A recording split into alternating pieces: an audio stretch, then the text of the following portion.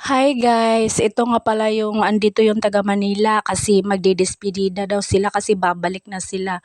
Ito yung yung mga taga Manila pumunta sa amin. Kasi babalik na kasi sila tapos lang, sotoke lang, inihaw, tinolang isda, at saka yung kilawin ba, at saka may saging fresh from backyard. At andito sila TC, yung mga taga Sandingan, sila Kuya Owel kasi ito pa yung galing silang piyesta, hindi sila umuwi. Tapos pumunta din sila dito kasi sabi 'di ba kain-kain tanghalian, at saka andito si Kirimon kumakain ng saging.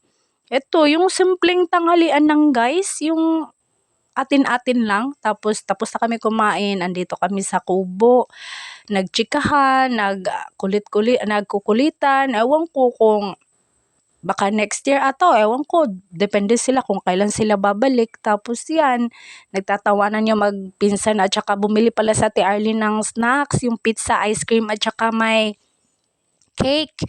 Yung cake pinadala namin guys kasi kapag dito yan, wala din, hindi din yan mapapansin kasi hindi kami masyadong kumakain ng matamis.